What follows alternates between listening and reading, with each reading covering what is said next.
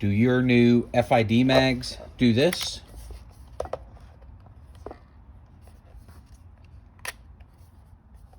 Would you like your new mags to do this?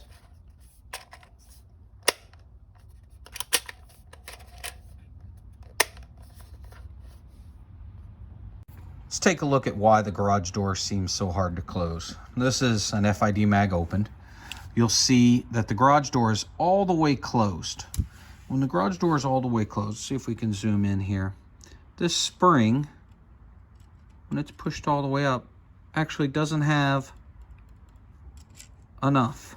So at the very best, what you'll ever hope to get, so we're gonna bring this down till we get, so now we're actually making contact here and at the bottom, and that's there. So that means unless you manually close it, your garage door is never going to close completely. It's always going to be at least open, kind of where that taper starts. So that's one thing. Second thing I noticed, the FID mag garage door is very thick. It's not very flexible, at least when it first starts, and the thickness, 0.55 of a millimeter, in between for the what you would call the backing, I guess. Now in contrast, I pulled a die garage door, very flexible. Now it has been used significantly more, but that thickness, 0.43. So it looks like there's a little more material between the pleats. Now you can go ahead and take material off there. What I've just found is by working these and actually bending each one, collapse it over 100%, move to the next one and collapse it. And you're gonna have to go through like this. I can't even get those two to fold in on themselves. Eventually I will get it. So you're just gonna have to work every single one of these ridges and make sure that they can bend forwards and backwards until it's completely flexible.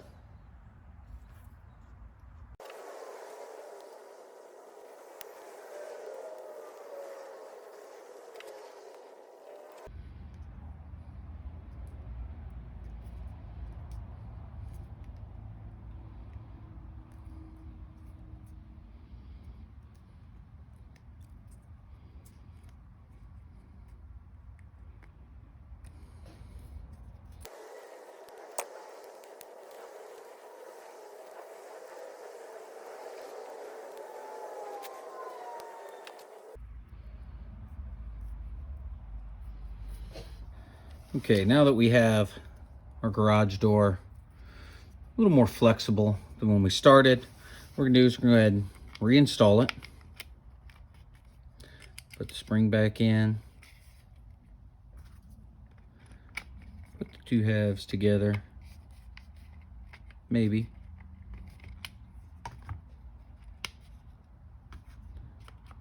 Put the two halves together. Okay, so now what we want to look at, if we pull that down, what you'll see is you're starting to be able to get the garage door to close on its own. And of course, you've got the gap. We've already talked about the gap. That's not going to get solved till we get another spring in there, but that'll come later. So what you're seeing is I'm just holding the shells together and I'm able to work it. But once we put the shells together, we install a little side clip and the top clip, the door no longer closes anymore. Well, the only reason that that could be is now we are compressing this shell together more and it's dragging on the garage door. So here it works, and if we press it and we pinch it really, really tight, the garage door no longer works. We let go of it a little bit, garage door works. So we're gonna fix that by thinning out the garage door a little bit, taking a little bit off each side. The stock garage door comes in about 22, 21, a little over 22 millimeters, 22.25 millimeters or so. And so we're going to take off a little bit on each side. So what you'll need, something flat, something good and true flat, not like a piece of 2x4. I mean, it would work, but you'd like something nice and flat. I'm going to start with 60 and then finish with 100, just kind of start taking off a little bit more to start. But the idea is that you're just going to lay this perpendicular to your flat piece and take a little off of each side. Just going to hold flat, nice and true. Keep the part, try not to have it slanted one way or the other, perpendicular to your piece. Apply even pressure and just take the width of the garage door down a little bit.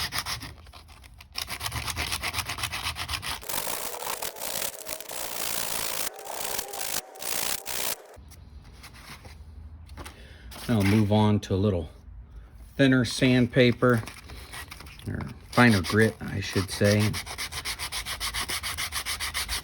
Kind of smooth out what I've taken off. You're going to want to do this in stages and not take off too much. You just want to take it down a little bit. Now what you'll notice is if you run your finger along the edges, since as you were sanding it, it made a little flat spot. So it's got a little lip to it. So you can either use a small file, if you've got a small file, and just break that edge, take that edge off. So there's some material there. Or again, you can use the sandpaper. Even if you have finer grit sandpaper, it'd be better. And you're just gonna, again, you're just trying to take the corner, take the edge off, where you kind of marred the material.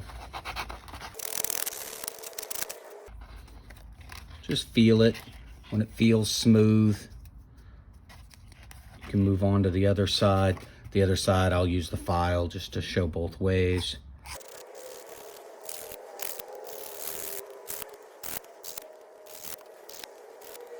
Once you feel like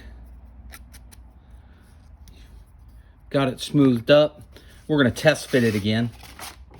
You may not have a set of mics, but we'll check it and just see where we're currently at. You may have to do it a couple different times.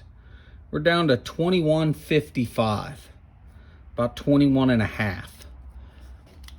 So we're gonna put our magazine back together.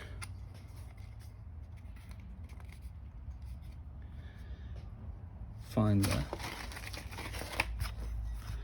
spring, place the spring.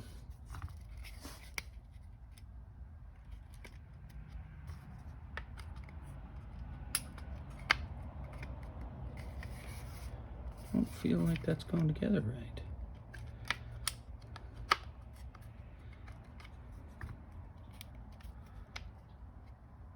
All right, so put it back together, put the trap door in, put our spring in, put our two halves together, maybe. All right, see how it feels. Feeling pretty good. Put some pressure on it. It's definitely dragging, but not as bad.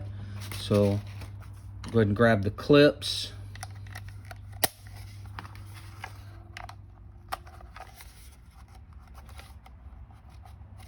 See with the clips installed, it's not too bad. It's still got some good pressure.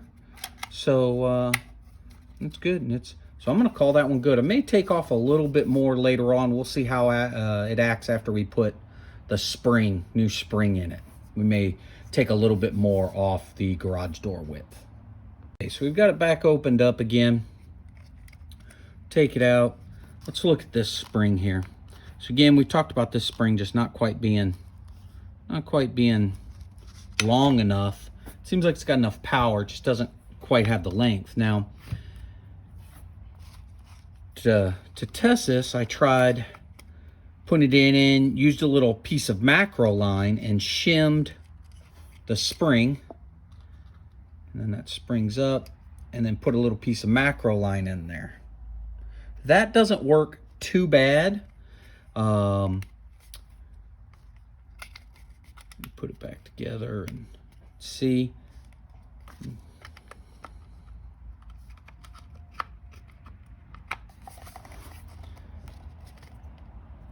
If you cut the macro line too long, you'll compress the spring. So that's getting pretty close. It's almost closing all the way.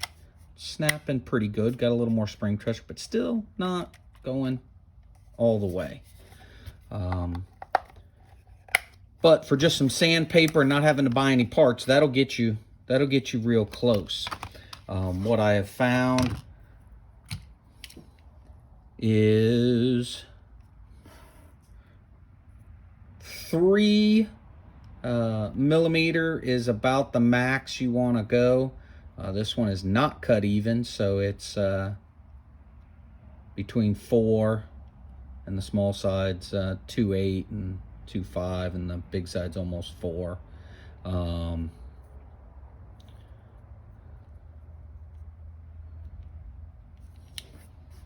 But if you go longer than that, what will happen is when you insert the mag into the mag well, it actually pulls this down, not just to where we pull it, but it compresses it all the way to the bottom there. And when it does that, if you've got a big shim that you made because you're just trying to make the spring tighter and you just put a shim in there, what you're going to do is end up with a spring that looks like this, because there's actually not enough space to just compress it, so the spring kind of squirts out to the side and bends it. And I've got a couple different examples of those by just trying to shim the spring to give it enough pressure. So what I was able to do is I have found 2 springs that will work for us.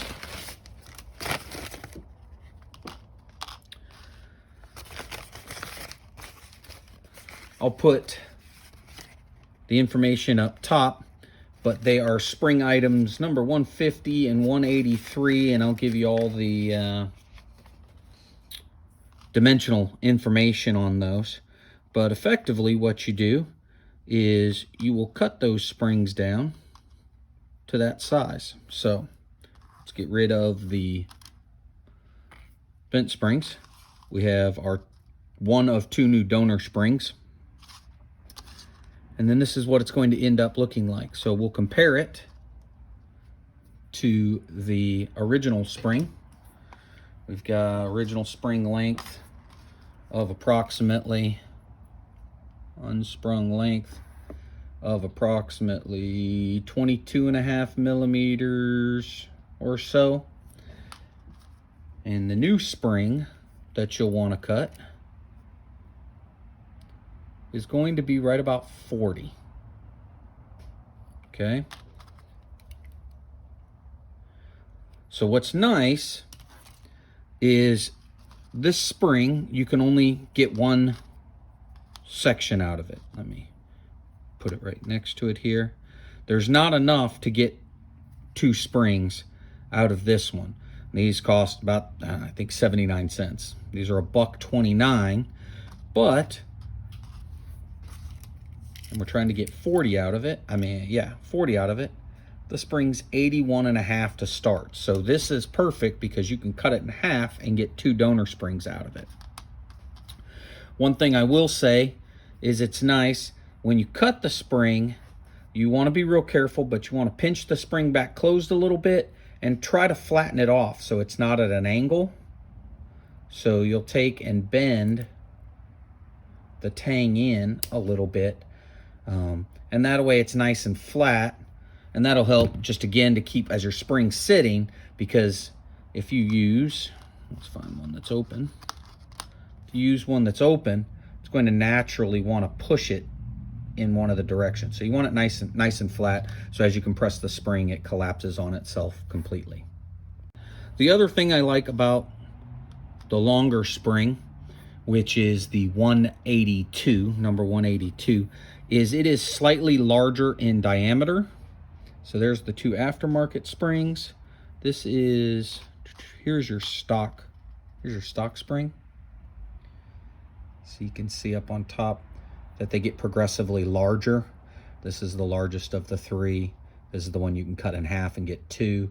This is spring number 150. You can only get one out of it, and here's your stock spring. What I like about that, so we'll take this 183 spring. Let's grab the garage door. What I like about this is this spring fits very snug in this space. So as it goes on the spring, there's not as much side to side play in here and in here. So watch, we'll take and put the stock spring back in, and you can see, and all that's doing is guiding the path of the spring a little better. So if you look here, there's all kind of room. See how much room there is on that spring? So that gives it the ability, instead of just compressing, it gives it the ability to kind of snake a little bit. So we're gonna take our new spring. It's gonna be this one here. Take the garage door, place the garage door, put the spring in. And let's see, I'm doing this for the first time, so we'll see how this all goes together. And pretty darn good. Let's go ahead and put the clips on and try with the mag fully assembled. That's looking pretty good. I still may take a little bit off of the door. You don't want to take too much, but for the most part, that's it. Remember to put your